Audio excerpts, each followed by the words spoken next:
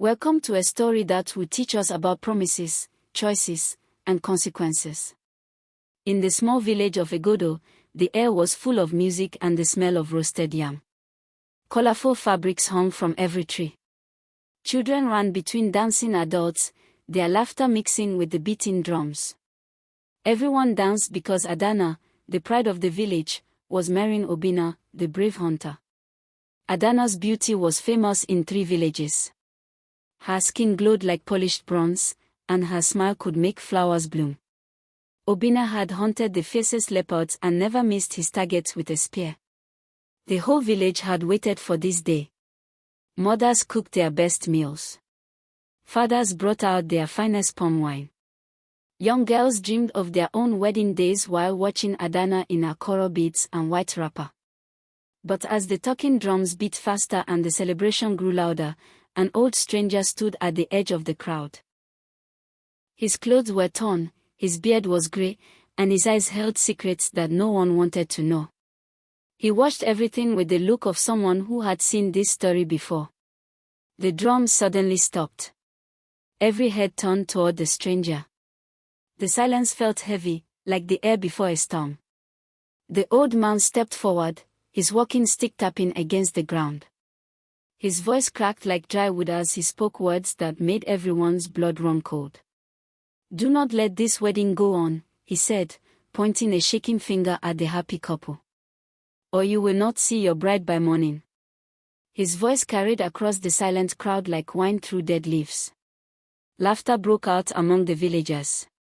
Uncle Chak slapped his knee and said, "Old man, you must be drunk on palm wine." Others joined in, but their laughter sounded nervous and forced. But Adanna's smile faded like a sunset.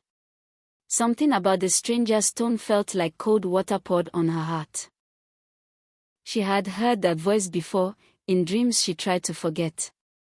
The coral beads around her neck suddenly felt heavy, like chains. Obinna stepped forward, his chest puffed out with anger.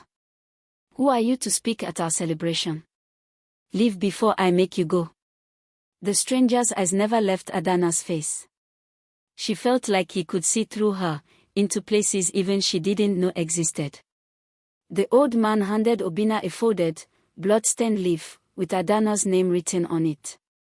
Obinna's hands shook as he held the leaf. The blood was fresh, still wet, but there was no wound on anyone in the village. The writing looked like Adanna's own handwriting, but she had never written her name in blood. "This is trickery," Obinna shouted, throwing the leaf into the fire. The flames hissed and spat as if the blood was fighting back. "No one can stop me from marrying Adanna. We have loved each other since we were children playing by the river." The villagers cheered, but their voices sounded hollow.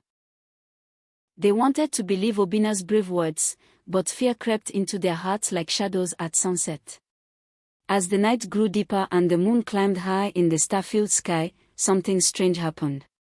The flames in the fire pit, which had been burning bright orange and yellow, suddenly turned green. The color was unnatural, like the glow of swamp gas or the eyes of night spirits. The villagers gasped and stepped back. Even the boldest men felt their courage melt away. Children hid behind their mothers' wrappers.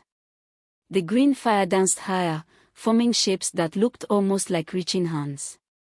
From the smoke came a woman's voice, clear and cold as mountain water, but it was not Adanna's voice. "Leave her, or lose her forever," the voice whispered from the flames. That night, sleep ran away from Adanna like a frightened antelope. She lay on her sleeping mat, staring at the palm leaf roof of her family's hut. Every time she closed her eyes, the same dream came to visit her like an unwelcome guest. In the dream, she walked toward the wedding altar wearing her beautiful coral beads and white lace veil. The whole village watched and smiled. But when Obinna lifted her veil to kiss her, there was nothing underneath, just empty air where her face should be. She woke with sweat covering her forehead like morning dew. Her heart beat so fast it sounded like running footsteps. The night was quiet except for the usual sounds of crickets singing and fruit bats flying between the palm trees. Adanna sat up and wrapped her arms around her knees. She tried to tell herself it was just wedding nerves. Every bride felt scared before her big day. Her mother had told her this was normal. But when she looked through the small window of her hut, her blood turned to ice water in her veins.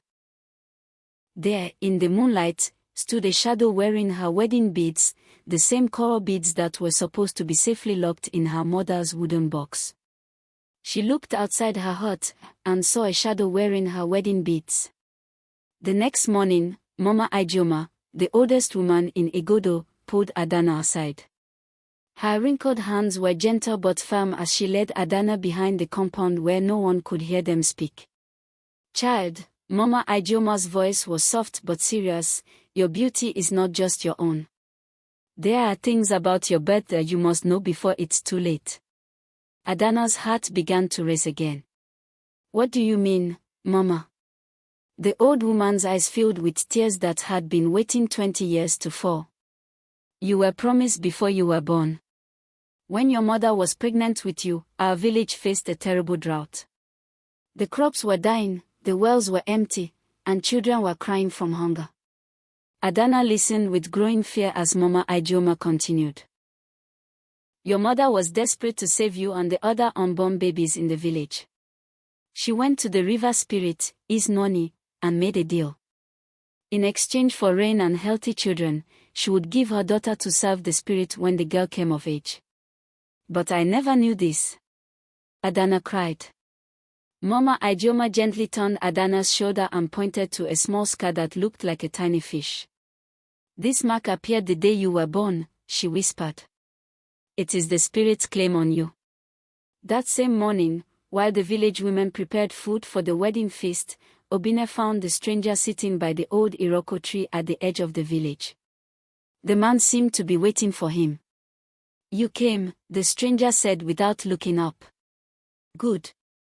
You truly love her." Obinna's hands were clenched into fists. "Tell me what you know about Adanna. No more riddles or tricks." The old man's voice was heavy with sadness as he told Obinna about Isnoni, the powerful river spirit who ruled the waters of Oji River. She was beautiful and terrible, able to give life or take it away with a single thought. 20 years ago, when drought threatened this village, Adanna's mother made a desperate bargain, the stranger explained. She promised her unborn daughter to the spirit. The rain came, the crops grew, and Adanna was born healthy and beautiful. But the debt was never forgotten. Obinna felt his world crashing down like a house in a storm. "Why are you telling me this now?" "Because if you marry her today, the spirit will come for her tonight. She will take Adanna to live underwater forever, serving in her court of river spirits." The stranger reached into his worn leather bag and pulled out a small gourd sealed with white clay. "You have a choice," he said. "Break the wedding and lose her heart, or fight the spirit before sunrise and risk losing her soul." Obinna stared at the gourd in his hands. It was warm to touch, and he could feel something moving inside it like a heartbeat. The white clay that sealed it was covered with symbols he had never seen before. "What is this?" he asked, but his voice came out as barely a whisper. "Your only weapon against the spirit," the stranger replied. "But listen carefully, you must only open it when Isnoni herself appears. If you open it too early or too late, it will be useless. You will have one chance, and one chance only." The old man stood up slowly, his joints creaking like old wood. "Remember, young hunter, this is not like fighting a leopard or a buffalo. This spirit has lived for 1,000 years. She has power over water, dreams, and the spaces between life and death." Obinna tucked the gourd inside his wrapper, close to his heart.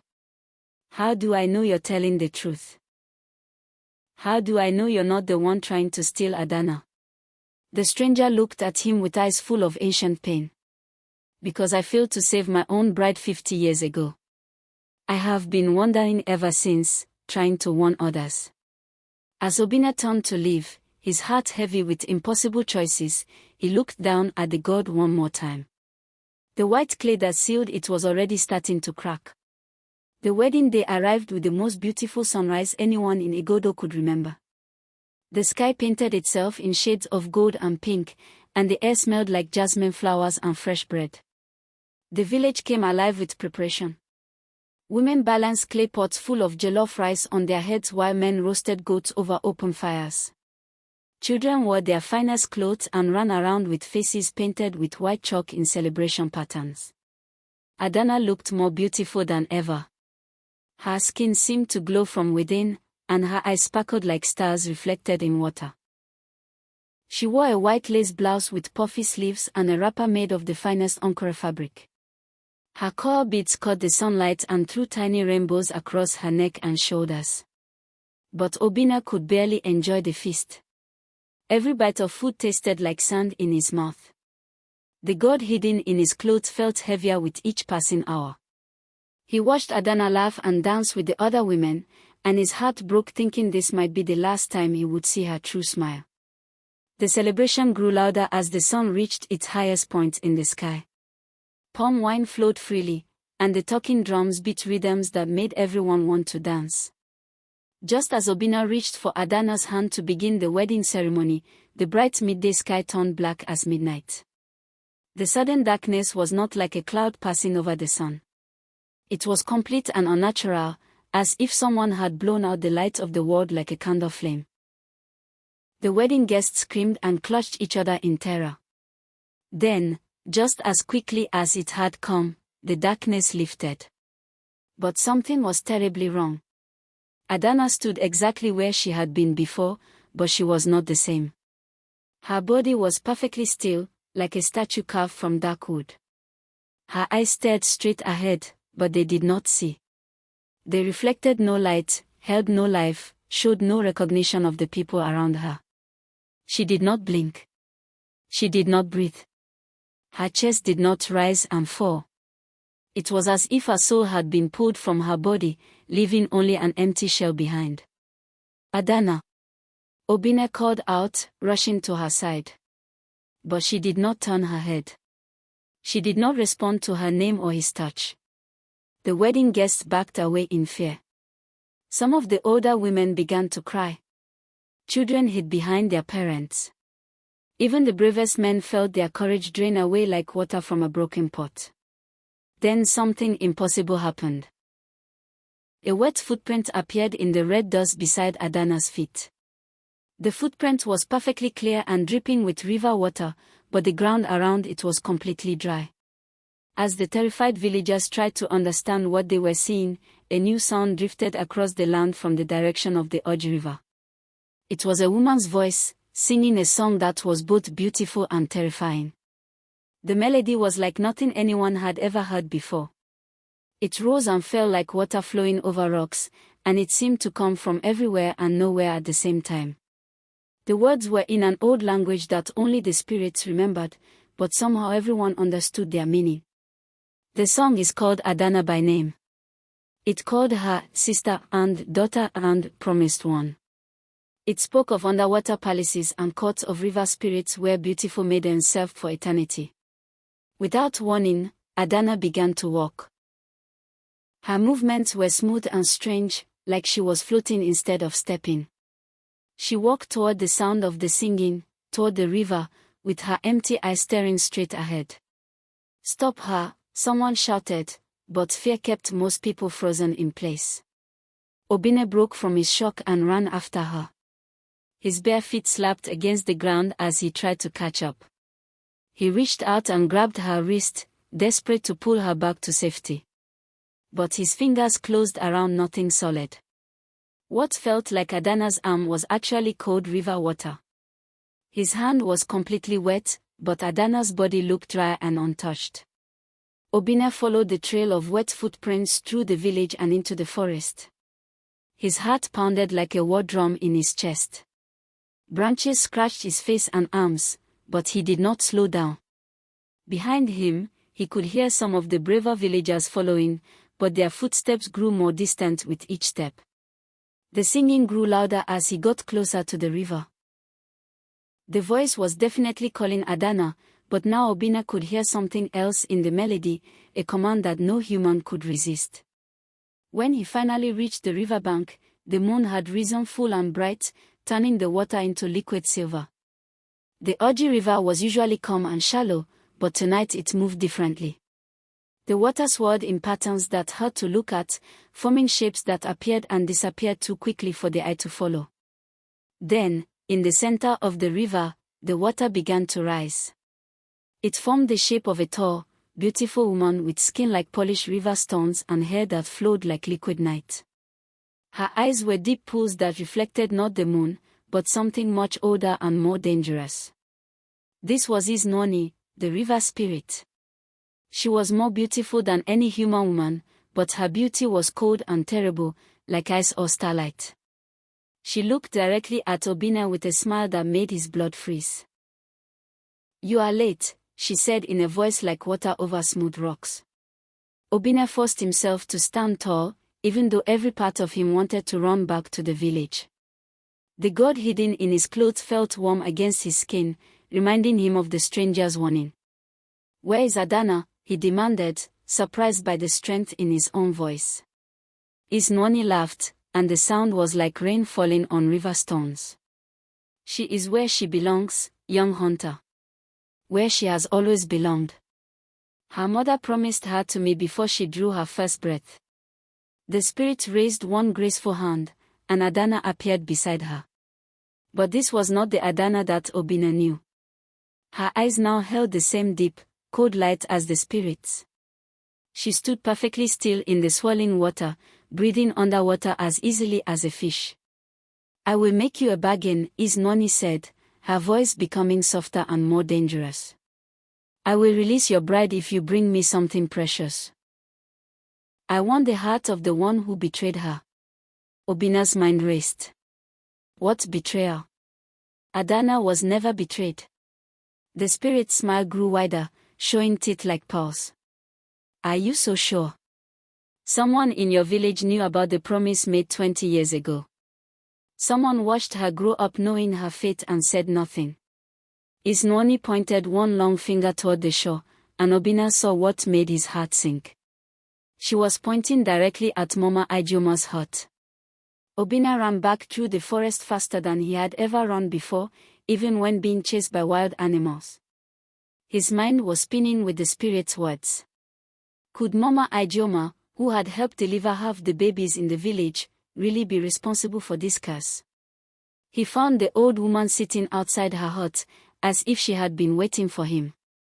Her face was wet with tears, and her hands shook like leaves in the wind. "I heard the spirit's voice," she said before Obinna could speak. "I know what she told you." "Tell me the truth," Obinna said, his voice harder than he intended. Mama Idioma's voice broke as she began her confession. 20 years ago, my own children were dying from the drought. My younger son was so weak he could barely open his eyes. I went to Adanna's mother and told her about the river spirit. I convinced her to make the bargain. The old woman reached into her hut and pulled out an old, sharp dagger. Its blade caught the moonlight like water. I have carried this guilt every day since Adanna was born. I watched her grow into a beautiful, kind young woman, knowing that I had doomed her to serve the spirits forever. I am the one who betrayed her. She placed the dagger in Obinna's hands. The metal was cold and heavy. The spirit wants my heart, and maybe she deserves it. But you must know something important first.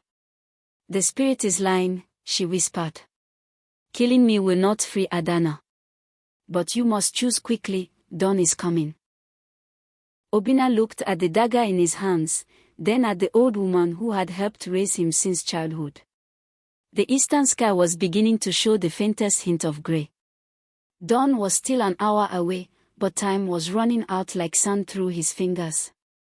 What do you mean the spirit is lying? He asked. Mama Idioma struggled to her feet, her old bones creaking. River spirits cannot break promises made with blood and witnessed by their ancestors. Even if you kill me, the original bargain will still hold. Adanna will still belong to Iznoni. Then why does the spirit want me to do this? Because she enjoys pain, the old woman said sadly. She wants you to become a murderer. She wants to destroy your soul as well as claim Adanna's body. That way, even if you somehow find another way to save your bride, you will be too broken to love her. Obinna felt the weight of impossible choices crushing down on him. If he killed Mama Ijeoma, he would become a murderer for nothing. If he refused, Adanna would disappear forever when the sun rose. The dagger in his hands began to make a low humming sound, like bees or distant thunder. The sound grew louder as the sky grew lighter. Back at the river, he could hear his nonny's laughter carried on the wind. She was enjoying his suffering. There is one other way, Mama Ijeoma whispered, but it will require more courage than killing me ever could. With the sun beginning to paint the eastern horizon with streaks of gold and orange, Obinna made his choice. He dropped the dagger and pulled out the god that the stranger had given him. The white clay seal was now completely cracked. Whatever was inside was trying to get out, making the god shake in his hands like a bird fighting to escape from a cage. "What's in here?" he asked Mama Ijeoma. "The only thing more powerful than a spirit's claim," she replied. "True love, freely given and freely chosen." Obinna ran back to the river as fast as his legs could carry him. The sun was now halfway above the horizon, and he could see his nonny preparing to dive deep into the water with Adanna. "Wait," he shouted. "I have what you asked for." The spirit turned, expecting to see the dagger dripping with blood. Instead, she saw Obinna holding the cracked god high above his head. With all his strength, he threw the god down on the rocks beside the river. It shattered like an egg, and a burst of pure white light. But he didn't care. Inside the broken god, he could hear something precious. It was Adanna's voice, trapped in a song, calling his name with all the love she had ever felt. His nonny screamed as the light and song hit her like physical blows. Her beautiful face twisted with rage and pain. The song of true love was like poison to her cold spirit heart. "You dare challenge me," she roared, her voice now sounding like a storm instead of gentle water. "I have ruled these waters for 1,000 years. I have claimed 100 brides." The river began to rise around her, growing taller and more violent with each word. The water formed a wave taller than the highest palm trees, dark and terrible and filled with the fury of the cheated spirit. Obinna stood his ground, even though every instinct told him to run. The song from the broken god wrapped around him like armor, protecting him from the spirit's power. The giant wave rushed forward, carrying with it all the anger and disappointment of a promise broken. It crashed down on Obinna like a mountain of water, sweeping him under the surface before he could take a breath. Down, down, down he went, tumbling in the dark water like a leaf in a storm. The current was stronger than anything he had ever felt. It pulled him toward the deep parts of the river where no human had ever gone. But he still held pieces of the broken god in his hands, and Adanna's voice still sang around him. The water was so deep and dark that he couldn't tell which way was up, and his lungs were screaming for air. In the depths of the river, where sunlight had never reached, Obinna saw something that made his heart stop. Adanna was floating in the darkness, her eyes closed, her body perfectly still. She looked like she was sleeping, but there were no bubbles coming from her nose or mouth.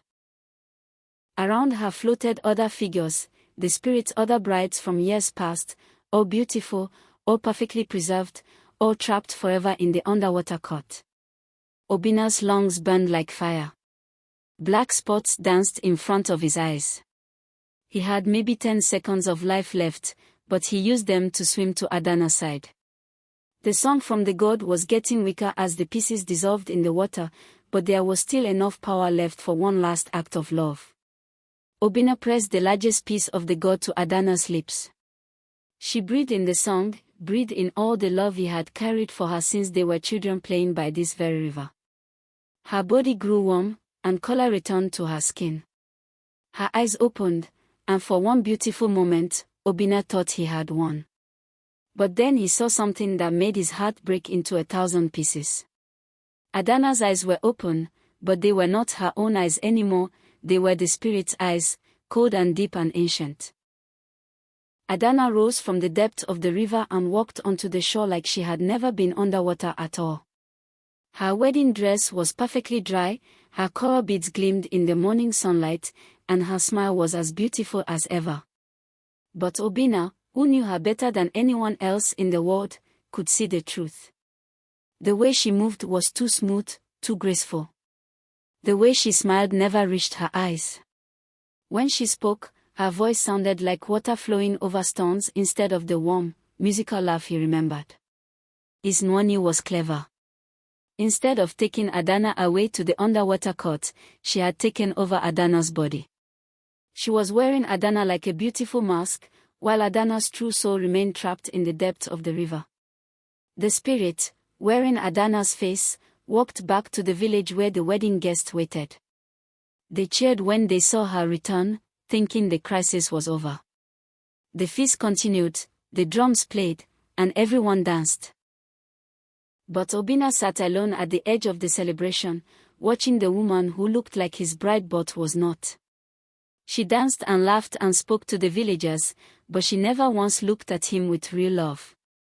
The wedding feast ended as the sun set, but there would be no real wedding night. Obinna had lost his bride not to death, but to something worse. On the wooden table where the wedding gifts lay, a single wet footprint appeared, pointing toward the river, and it was still growing.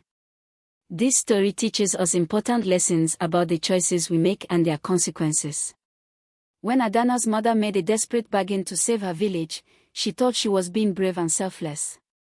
But she didn't consider how her choice would affect her unborn daughter. Sometimes adults make decisions that seem right at the time but create problems for the next generation. This happens in real life too, when we don't take care of our environment, when we borrow money we can't pay back, or when we make promises we can't keep. The story also shows us that true love is not just about fighting for someone. It's about understanding what you're really fighting against.